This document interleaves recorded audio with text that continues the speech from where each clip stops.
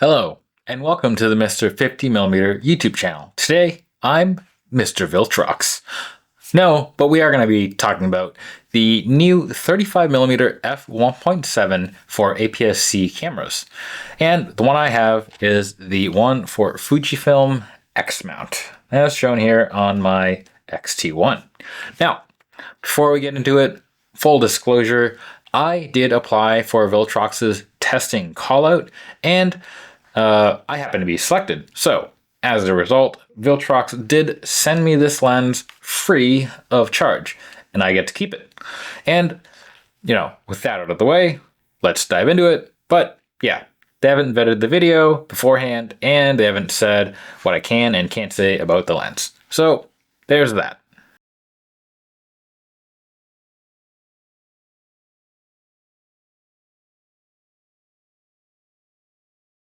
The setup. So for this review, I'll be shooting the lens on my Fujifilm X-T1. I'm aware they're making this lens also for Nikon Z and Sony E-mount, but I don't have a Z camera, and my E-mount camera is the A7 III that I am recording this on, and I do kind of feel odd using it in APS-C mode, so yeah, we'll be looking at the X-mount version since I have a X-T1.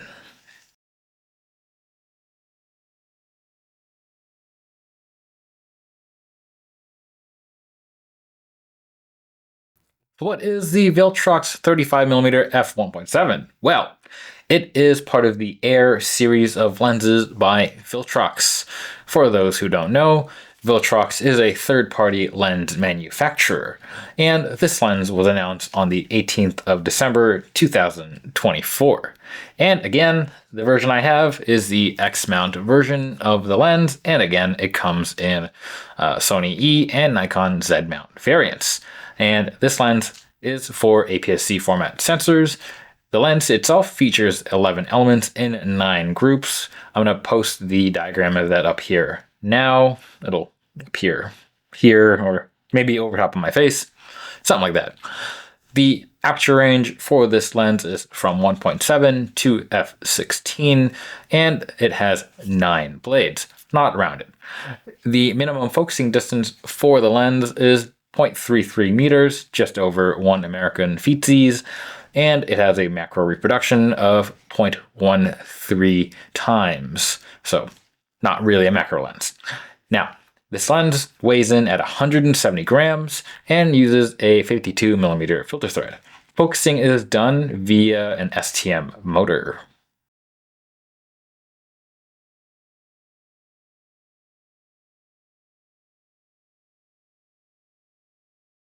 So what's in the box for the lens? Well, obviously, there's a lens and a lens cap, and clearly it's not in the box right now, it's on my camera body. But let's have a look at what's inside this Viltrox box. Ooh.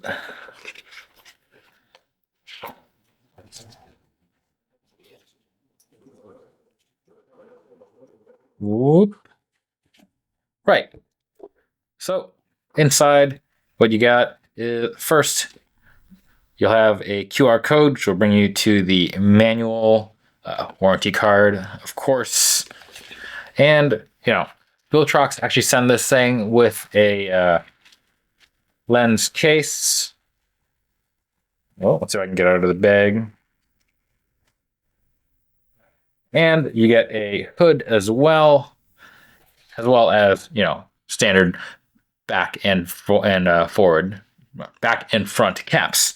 Now, I do like this front cap. It is the pinchy kind. That being said, for the case and the hood, I'm probably just going to pack it back in the box because I don't usually use them anyways. But it's nice that they include it. Now, I actually find that this packaging for this lens is quite nice. Last time I bought a new lens is kind of a while ago, but it's from a first-party manufacturer, and it was, I think, it rhymed with Blandon, and the unboxing was, fairly unexciting. It was also a budget lens. It was one of, I think, the 50mm RF lens or whatever, and honestly, that had, didn't come with a hood, didn't come with a case, came in a paper box with like little paper holdy thingies. Overall, it felt pretty budget. But the Viltrox box, it puts in a very good effort, and just happens to come with quite a lot of the things that some manufacturers don't bother including anymore, which I find kind of nice. But also, it actually came with nice padded foam, which again I appreciate, since I like to know that my lens is transported nice and safely inside a nice padded box, rather than the cheapest paper box that can be made for no dollars.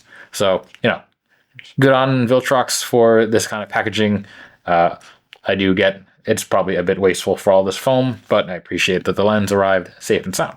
I know that, unboxing isn't the most important aspect of a lens, but it's part of the buying experience, and, getting a budget lens feels nicer when it doesn't feel so budget when you open up the box. So I do appreciate that the Viltrox lens gives you a nicer sense of wow when you get the box open and you get the lens in your hand. So kudos to you, Viltrox.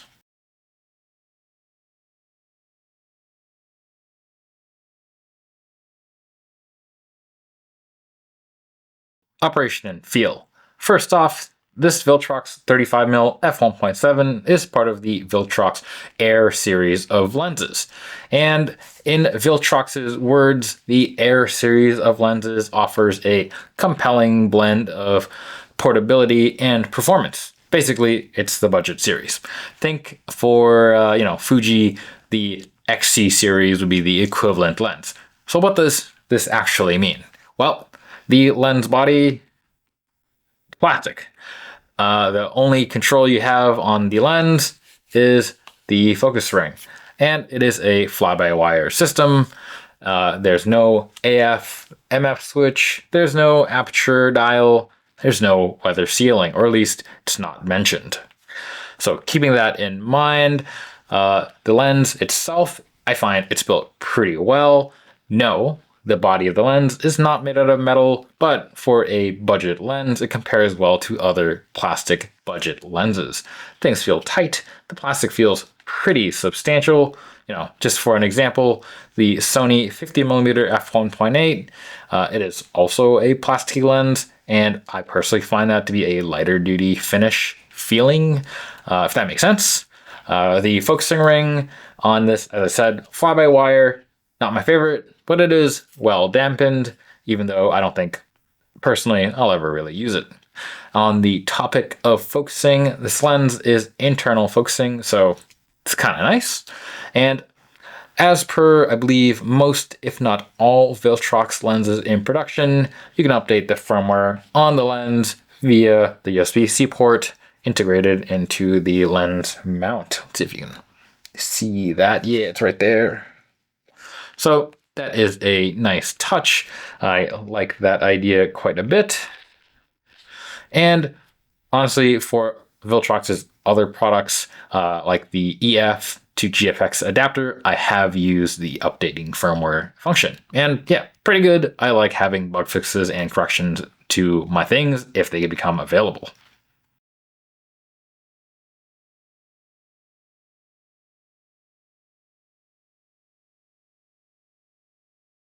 Shooting with the 35mm f1.7, image quality and autofocus. So this lens is quite excellent. I'm going to say that right out the gate. The wide open sharpness is superb. Contrast and color rendition I find quite nice.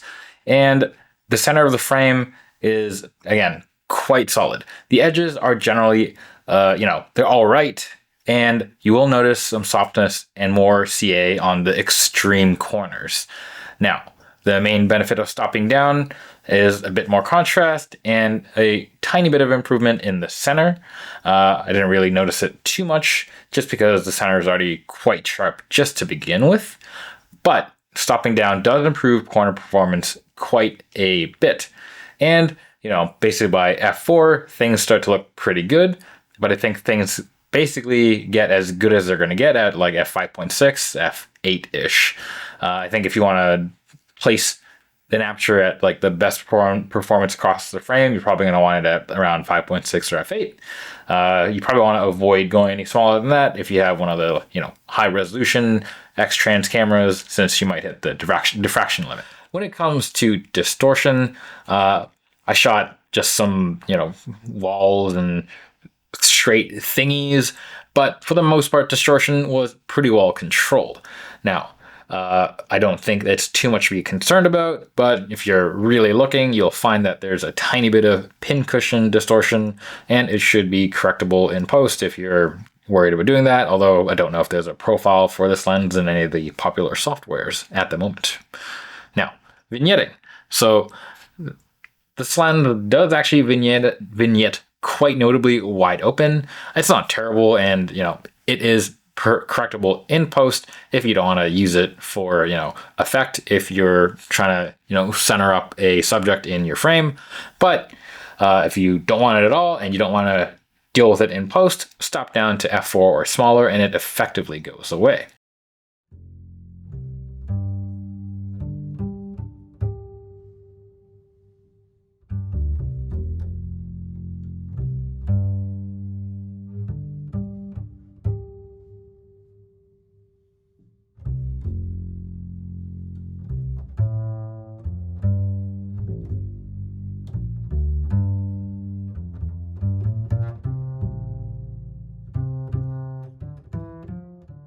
Now, bokeh. It is a bit subjective, but I'll give you my take on it anyways. I find the rendering somewhere between modern and vintage, leaning more on the modern side. Now, if you look at the bokeh balls it produces, generally they're pretty spherical, but around the edge of the frame, you'll notice that they're not perfect, and you get a pretty pronounced cat's eyeing effect. And in challenging scenes, the balls can have a hard edge to them, and may be a bit distracting. Additionally, this lens doesn't really do swirlies, at least not in a pronounced way, although I don't think it was meant to do that. Generally, things blend together well in terms of bokeh, and I find it is generally fairly nice. Overall, when I'm shooting this lens, I'm not really overthinking how the bokeh is going to look. I'll just use it, and again, I personally find it to be fairly nice. But, if you do want something with a little more classic rendering, more swirly rendering, have a look at the TT Artisan's 27 f2.8. That delivers the swirl in bags. All right, sun stars. Now, this is something that I also don't normally look out for, but that's just me. But I know some people really love them. So I did a quick test, and you can see that once you stop down to f8, f16, you can make the sun stars a little pronounced. They do come up, and they look all right. I don't know how to actually judge sun stars, but I'll post a picture of it so you can judge for it yourself. I personally think they look a tiny bit hectic, but that's just me. By the way, if you are trying to induce them, I would recommend keeping the lens maybe at like f8. Don't try to stop it down too much, since you're probably going to end up hitting the diffraction limit. And that's going to be especially true if you're using this on one of the big 40 megapixel APS-C sensors. Diffraction will probably not be your friend. Bokeh. So for this part, the lens does perform a little as you expect for a budget lens. It's not super good. You can see in the example that I shot, which by the way is shot one stop overexposed, and I put the Viltrox box close to the window to get a lot of light on it. So this is probably not the best case scenario for the lens, but you can see that the background goes green and the foreground goes purple. So it's not the worst thing in the world, but something to keep in mind if you are worried about that for this lens. Focusing speed. This, I may not be the most qualified to give you an opinion on it either, since I'm using it on a Fujifilm X-T1. It's not the world's greatest system. But later, I am getting an X-T3, so, maybe I'll do an addendum for this video. But at the time of this video, I do not have my X-T3. But that said, I found for stills, for slow-moving objects, the lens itself focused consistently and accurately. Now, I did notice it's not the world's fastest moving lens, just a stepping STM motor on its own. So, take that into account. And it's especially not the fastest thing on my X-T1, but that's probably more of the X-T1 than anything else. But yeah, personally didn't have any issues with the AF on the lens, and I found it again reasonably, like, generally very accurate. Now, probably wouldn't go shoot fast action with it. It's not like the quickest lens, but also again might be my X-T1. For videos though, I did find that the tracking speed was pretty solid. I shot just a box. Well, I shot the Viltrox box, and I racked the focus point back and forth just to see how it was doing, and it did a reasonably good job. Sorry, I didn't rack the focus point. I racked the camera back and forth on the box, and it did a pretty good job of maintaining focus. That being said, on my X-T1, I did make sure to keep the focus on the center where the phase detect points are on this particular camera, since they're, again, mainly in the center. And another thing I do want to point out is that the motor itself is generally pretty quiet, but if you are using the on-camera mic, you're probably going to hear it. It's a low hum. It's honestly not too bad. But if you're using a off-camera mic, it's probably going to be fine. Lastly, much like in stills mode, the focus is not the quickest, but at least in the video mode, I find that it does make the focus pulls look a little more natural, so I personally liked it.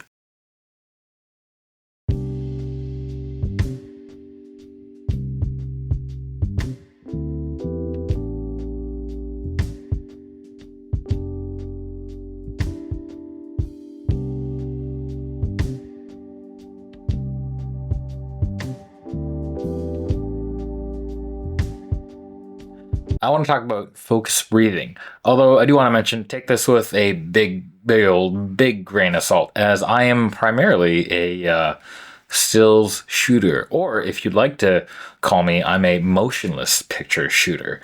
But I found that when playing with the lens and racking the focus back and forth, that the focus breathing was reasonably well controlled. It's there, you can see it going from like, as you go to infinity, you can see that the breathing does happen, and when you rack back to close focusing, yeah, you'll see it, but it's not as enormously pronounced as I see in some other lenses. So I think, again, personally, from my motionless picture shooting standpoint, looks all right and does a pretty good job. It's not going to be a fancy cinema lens where it's all corrected and, you know, perfect, but for what it is, I think perfectly good.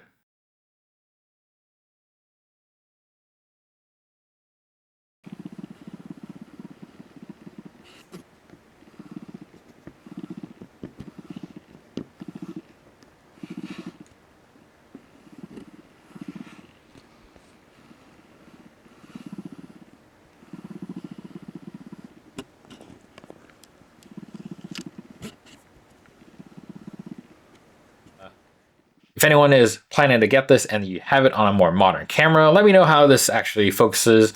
Again, I don't have my X-T3 yet, but you know, when I do, I'll make sure to play with it. On the topic of focus, let's talk manual focus. Like I said, it is focus by wire, which I personally find annoying as hell. But it is not too bad, and when you couple it with the X-T1's focus indications, you can generally, you know, hit the focus if you're planning to use in this way. I don't know why you ever would. The AF is quite solid, but yeah, still not a fan of these fly-by-wire thingies. I just don't like that there's no indication physically when you rack to the end of the system, but that's like more an indictment of fly-by-wire focusing in general, and you know, me being an old man, so you know, this could just be a me thing. But aside from that, the ring itself, like I said, it's well dampened, and with the focusing aids on cameras nowadays, if you are for some reason using the manual focus on the lens, it is solid.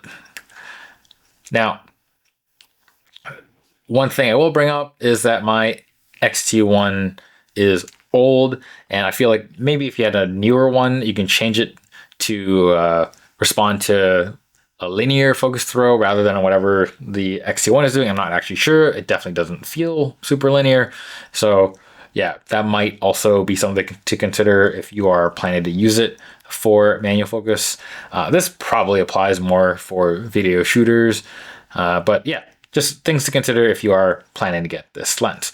If you do have a camera, like a Fuji camera that is newer, take a look at changing the focus settings from the whatever setting it is normally to like a linear focus throw, and might have a little more fun using the lens.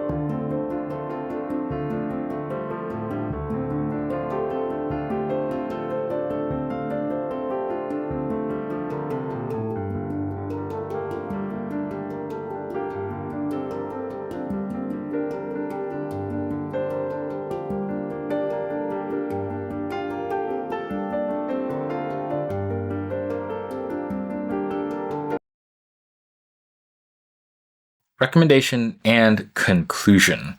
So just as a reminder, the MSRP for this lens is $179 USD, and I got mine sent to me for 0 dull hairs. And in the budget autofocus APS-C lens arena, the competition is actually getting some fierce. I did notice that a little bit earlier, at the time of this recording, the company TT Artisans similarly released a 35mm F1.8, and it was again similarly spec'd for a bit less money. I don't have that one on hand, so I won't comment on it much. On top of that, you also have the Fujifilm XC series 35mm F2, and it's only a little more expensive than the Viltrox, and it's first party. So it's a tough market. For those of you who want the Fuji colors and don't care about like video stuffs, the answer is already set. You probably already have the 35 F2 in one flavor or another. I'm personally not that partial to them. I still don't actually own any native lenses for my GFX, and I don't own any native lenses for my X-T1. So in that case, in the case like me, where you don't super care about first-party lenses, it is a lot less clear which one you should go for. However, I think either appear to be fairly good choices for stills, looking at reviews of the TT Artisans. But that said, on paper, I believe the Viltrox is technically a better performer, and I think for video work, the Viltrox does also perform a little bit better in reference to its ability to handle the breathing. Where looking at videos of the TT Artisan, it is not as good at the breathing, or, no, it breathes more heavily. The Viltrox has light breaths. So broadly, if you are, if your priority is video and you want more technical performance, go for the Viltrox. Otherwise, either or seem to be fairly good. Lastly, there are a little other.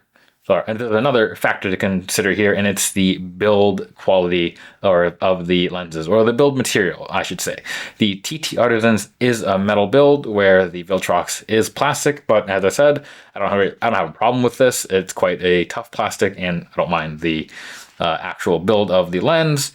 But at any rate, I think I've covered what I can when it comes to this lens. Thanks again to Viltrox for sending it to me, and I'll be enjoying it for quite a while.